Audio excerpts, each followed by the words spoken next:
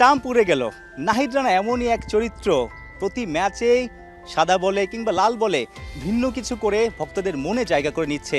রিজওয়ান বোকা বনে গেছেন। নাহিদ রানার গতিময় একটা ডেলিভারি রিজওয়ান বুঝতেই পারেননি। নাহিদ রানাকে আমরা চিনি গতির জন্য বিখ্যাত, নাহিদ রানাকে আমরা চিনি দুর্দান্ত ইয়র্কার দিতে পারেন, বাউন্সার দিতে পারেন, কিন্তু আজকাল তিনি ভিন্ন বোলিং করে প্রতিপক্ষ ব্যাটারদের ভিন্নভাবে আউট করে শুধু প্রতিপক্ষকেই চমকে দিচ্ছেন না, স্লিপে থাকা ক্যাপ্টেন শান্ত, কিপার লিটনও চমকে গেছেন নাহিদ রানার এই ভ্যারিয়েশন দেখে। বল রিভার্স রানা একটু সারপ্রাইজিং। আমি লিটন স্পেশালি পিছনে থেকে মানে আলাপ করতেছিলাম যে বলটা এইভাবে ভেতরে আসবে, রানার বল, এটা আমি আসলে আমরা দুজনেই এক্সপেক্ট করিনি। একটা পজিটিভ সাইন যে রানাও রিভার্স করাইতে পারে, যে তাসকিন করায়, ইবাদত করায় বা শরীফুল খালেদেরা সবসময় এই জিনিসটা করে থাকে, বাট রানাও স্লোলি এই জিনিসটা শিখছে। রানার আমরা জানি যে ও কত স্পেশাল এবং কত জোরে বল করে, এবং তার সাথে স্কিলটাও স্লোলি ডেভেলপ হচ্ছে। সো অনেক এনজয় করেছে, এবং অপোনেন্ট যেভাবে ভয় পাচ্ছিল ওর এগেনস্টে, এটা দেখতে অবশ্যই ভালো লাগে। অস্ট্রেলিয়া, ইংল্যান্ড কিংবা ভারতীয় ক্যাপ্টেনদের দেখা গেছে 9 উইকেট যাওয়ার পর ডিক্লেয়ার দিয়ে প্রতিপক্ষকে একটু চাপে ফেলা বা প্রতিপক্ষকে একটা মেসেজ দেওয়া যে আমরা তোমার বা তোমাদের 10 উইকেট তুলে নেওয়ার মতো সাহস রাখি। সেই বার্তাটাই হয়তো পাকিস্তান শিবিরে দিয়েছেন নাজমুল শান্ত 9 উইকেট যাওয়ার পর ডিক্লেয়ার দিয়ে, এবং তার দলে যে সেই রকম অস্ত্র আছে, তার যে 5 জন কোয়ালিটি বোলার আছে, পাকিস্তানি ব্যাটাররাও বুঝতে পেরেছে, যে কারণে অবিশ্বাস্য একটা জয় মিরপুরে উঠে এসেছে।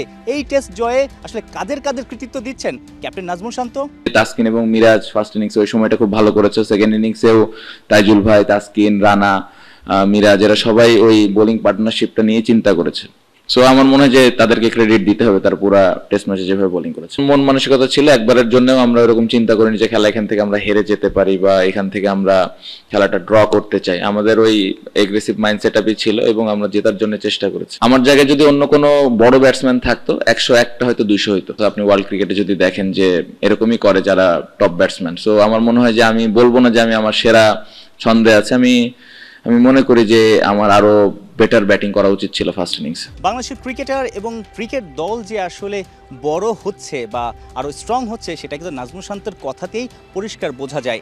বাংলাদেশ পাকিস্তানকে হারিয়েছে, নাজমুল শান্ত ক্যাপ্টেন সামনে থেকে নেতৃত্ব দিয়েছেন। প্রথম ইনিংসে 101, পরের ইনিংসে অল্পের জন্য সেঞ্চুরি মিস, তবে তার আক্ষেপ আছে প্রথম ইনিংসের 101টা তিনি 200তে রূপ দিতে পারলে ভালো লাগতো, বা ওই রকম স্বপ্ন দেখেন। অর্থাৎ অল্পতে তুষ্ট হচ্ছেন না ক্যাপ্টেন তার নিজের পারফরমেন্স নিয়ে, দলের পারফরমেন্স নিয়ে, এবং তিনি স্বপ্ন দেখেন রাওয়ালপিন্ডিতে 2024-এ যেভাবে 2 টেস্ট হারিয়ে ট্রফিটা দেশে নিয়ে এসেছিল, এবার ঢাকার পর সিলেটও রাঙিয়ে ট্রফিটা ঘরে রেখে দিতে চায় এই টেস্ট দল।